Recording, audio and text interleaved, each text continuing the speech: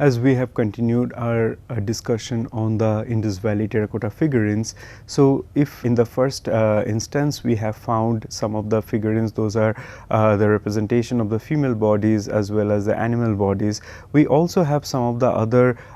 evidences. For example, the representation of the male bodies. In the male bodies, as you can see on screen, that there are fairly simplistic depiction of these male bodies. For example, the ones we have on screen, they are the standing male bodies with like the facial features that we also see in the female bodies. For example, the eyes are added, then like those thick strips of lips, and then there is also a suggestion of the breast and also the male genitalia, and that suggests that this is a male body that is different from the ones we have discussed before. In the male bodies, though, we do not find usually the use of those elaborate headdresses that is there in the female bodies, and in this case we usually find unadorned bodies. Now, we do not know the use of them. They can also be part of the votive offerings. However, in some cases we find use of very simple ornaments, for example, this necklace that we have here.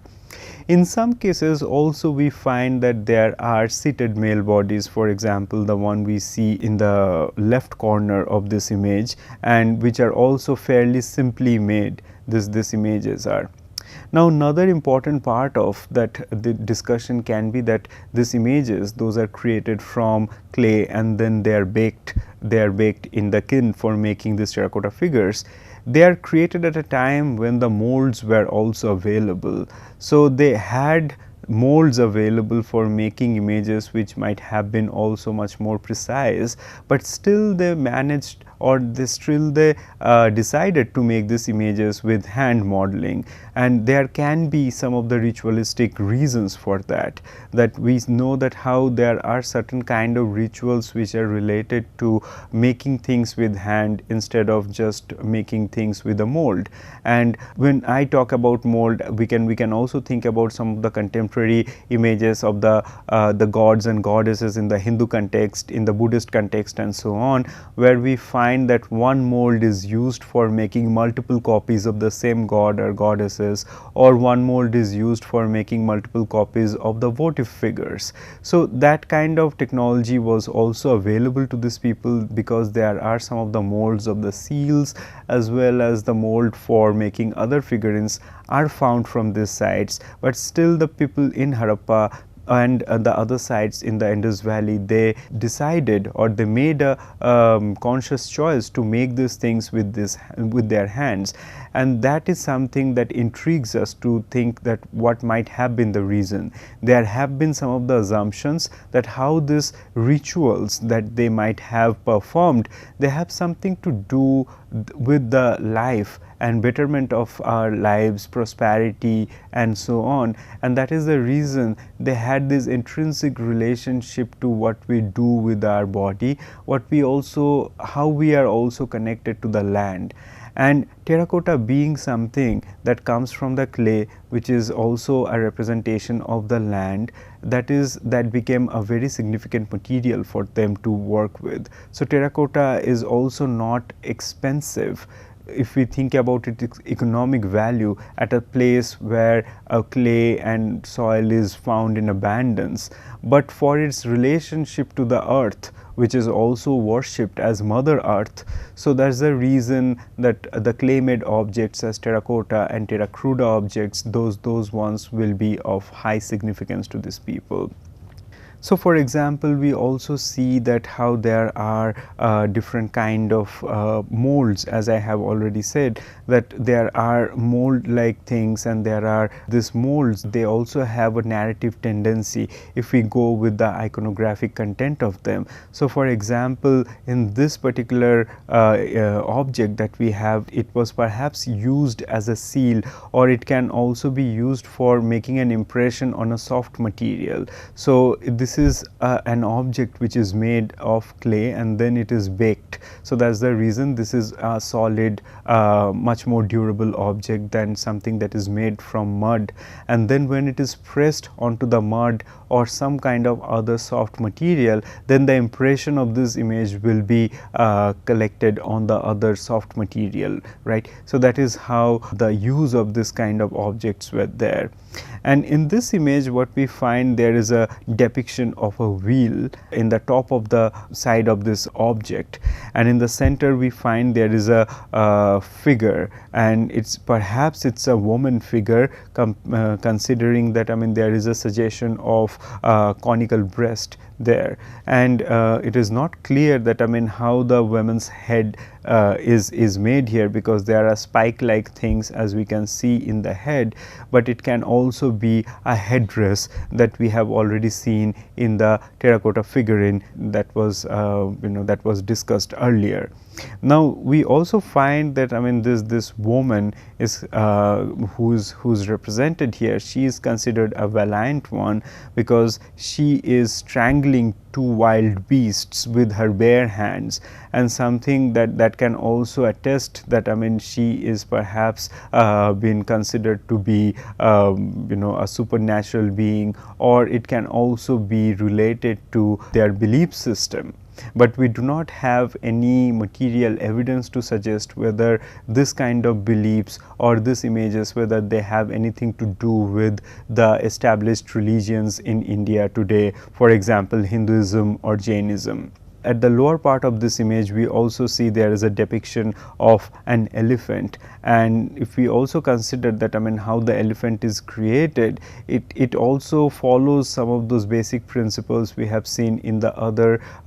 animal figurines, in which there is a degree of simplicity, however at the same time the basic forms and the integral part of the bodies of these animals have been maintained very carefully. That is how we can also distinguish that this is an elephant figure which is different from the figure of the horse that we have seen earlier. So all those minute characters, they have been incorporated in these figures, however with a degree of simplicity, and that is one of the characteristic features we find in this terracotta objects. So in the terracotta figurines, as well as the terracotta tablet or the seals, the kind of ones that we see on screen. Now talking about the terracotta figurines, and especially the votive figurines, we find there is also a peculiarity in terms of how they are made. So as we have already discussed that there might have been some kind of rituals which are related to making these figurines, we find that these figurines they also had a peculiarity in their making, that two vertical strips of clay, those were put together for making one human body, and that is how all these figures are created. So in some of the figures, that when these vertical two strips were put together for making a human body, and then on the top of that the other body parts were added, and when it was put in the kiln for baking, then there were the marks of this in some cases we find that the figures also had broken down, or there was a crack by the lines through which they were joined. So that is how we get to know that these figures were not really added as like head after the body after the legs, but they were actually been made from two vertical strips, and they were joined together for making these figures. And that is also something we find from archaeologist and scholar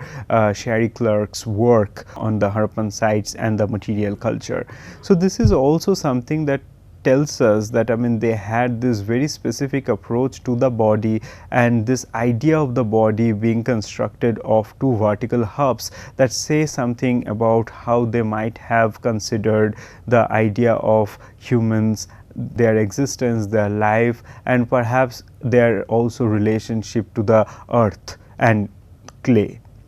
The significance of clay as a material, as well as some of the other materials which also relates to the human body, that had been extended and enhanced by the use of pigments that we find in these figures. So, for example, the figure that we have in the left side of the screen, and that is also from the Harappan sites. In this one we find that, I mean, there is this the use of the bone black pigment that is used here, and the bone black pigment is something that we find there to be different from the lamp black. So, lamp black is something that is collected from the shoot and which is more easily available, at the same time that is used extensively in making paintings, as well as for making clay slips and so on, for pottery, as well as for like murals and all this different kind of purposes. But here we find that with the chemical analysis, it had been found that the color black that had been found in the figures of many of these votive figures that we have from the Harappan sites, they do not really have content from the lamp black, but they actually have this bone pigment. So, it is a burnt bone pigment. So, usually the bones of the animals, or perhaps of the human beings as well, and from the dead ones, they are collected, they are burnt, and from that ashes we know that, I mean, this black pigment is created, and then that black pigment is added to this terracotta figurines. So, by this we also know what happens is that there is this intrinsic relationship to the human body that is created by the use of this kind of material. In one hand, there is a there is a prominence of the use of clay, and on the other hand we also have this pigment which relates to the human or the animal body. So, through the material we find that, I mean, their belief system or their worldview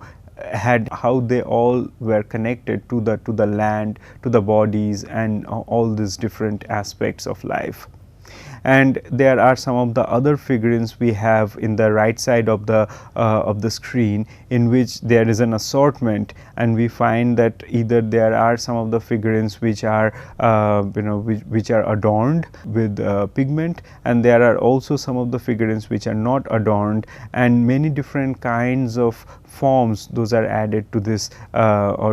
to this figurines, and in them we always find that there is a prominence of different kind of ornaments like necklaces and so on, and then those fan like headdresses, which are also something we find to be very specific in the Harappan sites.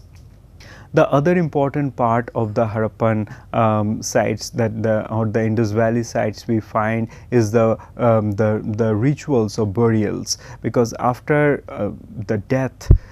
it was not cremated the way we see in the majoritarian practice India today, but the bodies were buried, and what we see there are fairly simple rectangular burial places where there had been those burials, and in these burial sites we also have some of the figures, I mean some of the skeletons, those are excavated with burial pottery. So, pottery is something that is used during the lifetime of the people, during the rituals. At the same time, they are also used in the burials. So, they have their have their significance in the material world as well as in the afterlife. In the image that we find here, and this one we have, it comes from the 2nd millennium BC, in which there is a burial of a woman and there is also a burial of a child. So, both the skeletons are there in this same rectangular burial site,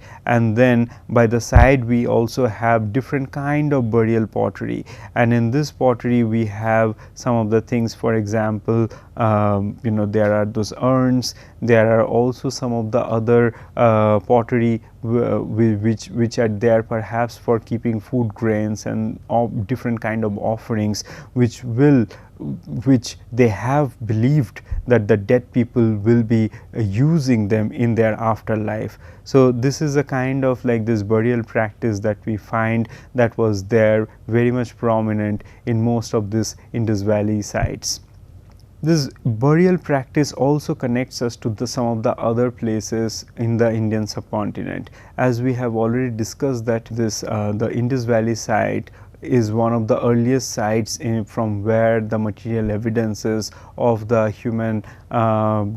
practices, those are found from the Indian subcontinent. However, it is also for us to remember that Indus Valley sites were not only the site where this kind of activities were taking place. So, some of the examples we find are from southern India and from eastern India, where we have some of those burial sites, and there is no better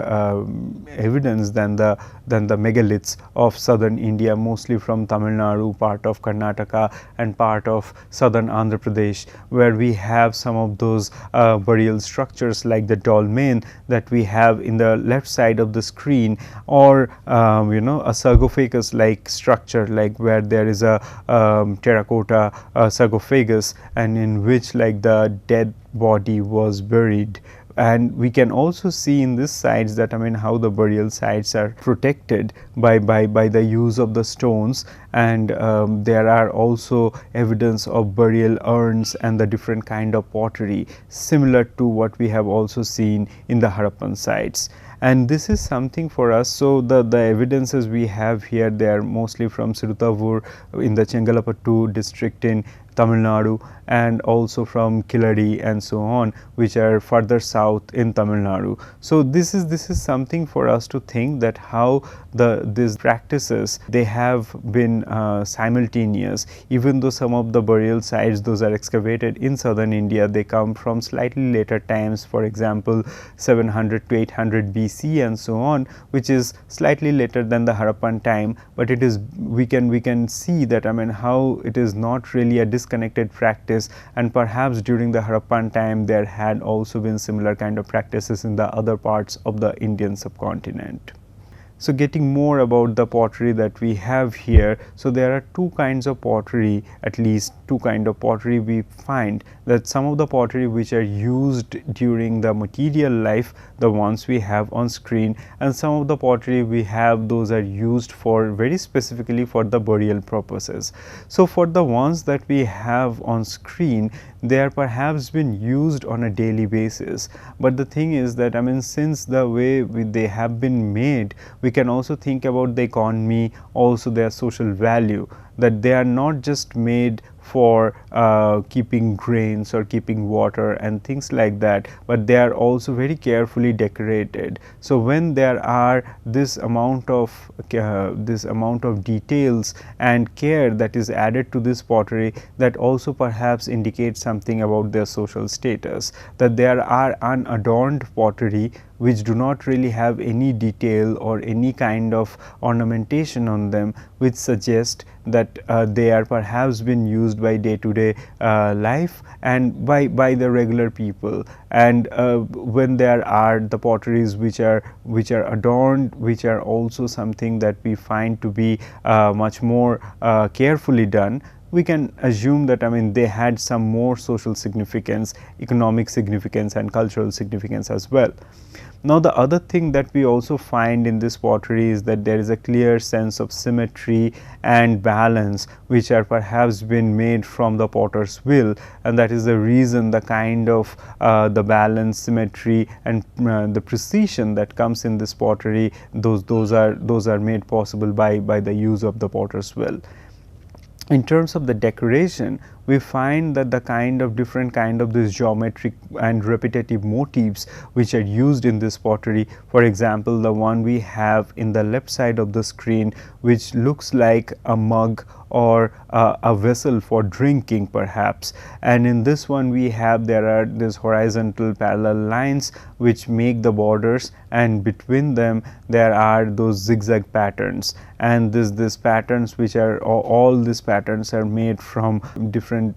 brush strokes. So, there are the thick and the thin brush strokes, that those are used here, that also perhaps indicate that different kind of brushes were already been available at this time in the Indus Valley sites. The right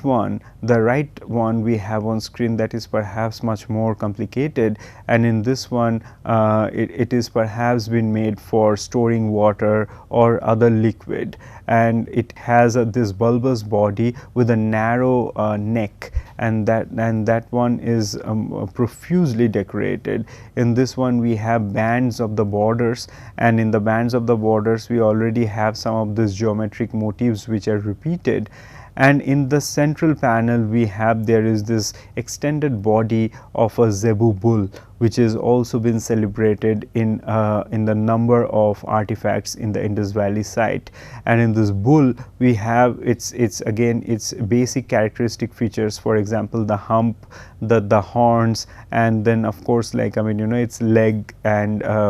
its entire body. All those have the characteristic of the zebu bull, so that it is identified. And in the bottom we also find there is a depiction of a snake, which is perhaps trying to suck out milk from from the bull. So we do not know the significance of this kind of images. However, these images stand here as for us to comprehend or to perceive that what all they have thought about, and how they have also constructed different kind of narratives which were made part of this utilitarian objects. And this is an example of the burial pottery that we have. And in the burial pottery, that what we have here is this different kind of this pottery for offering. So we have urn, and then we also have the different degrees of this pottery for the smaller ones, which perhaps contain something in smaller quantity, and then also there are like the plates with a raised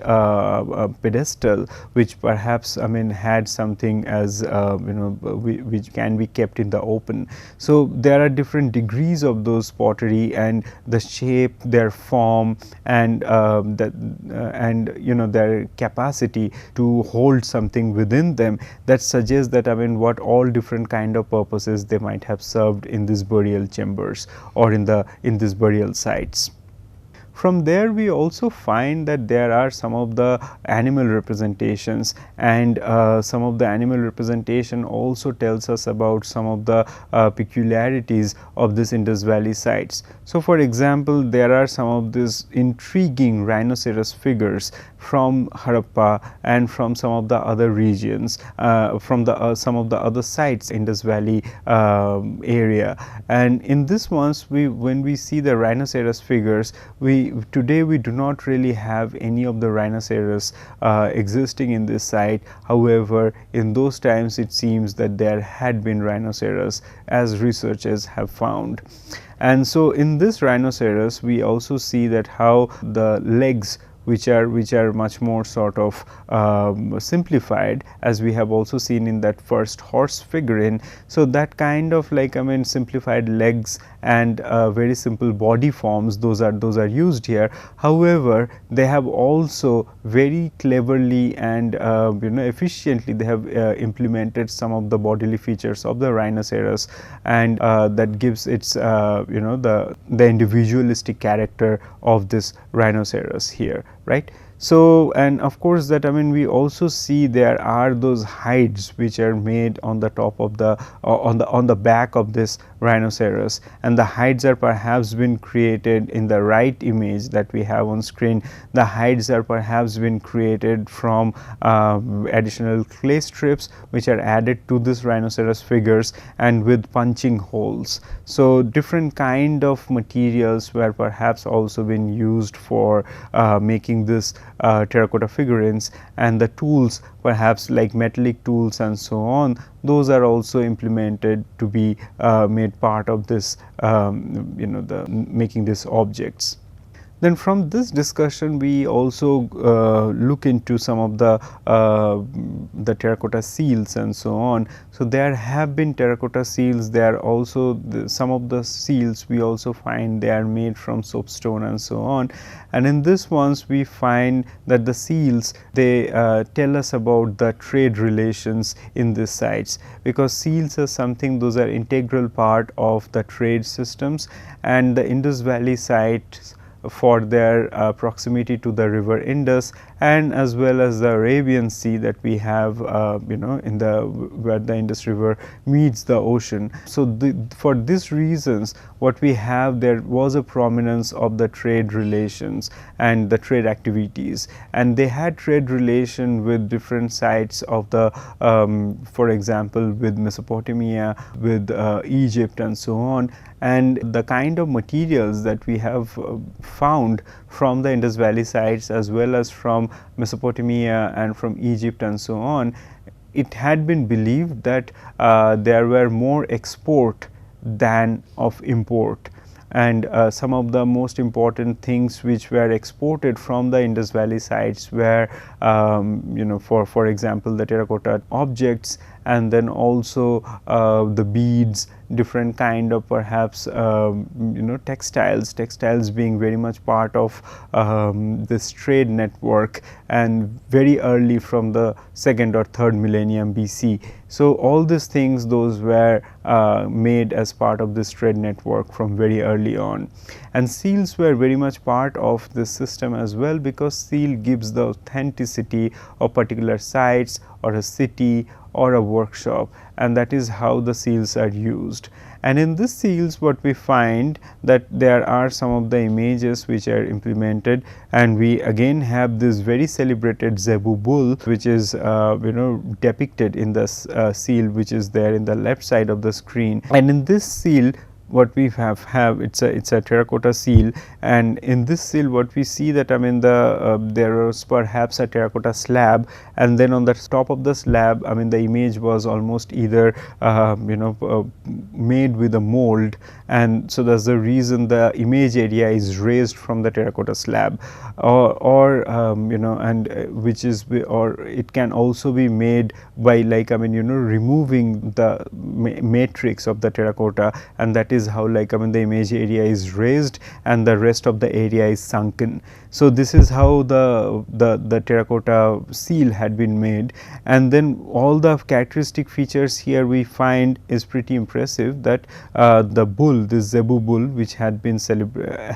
one of the celebrated figures in the Harappan context, we find that this zebu bull has been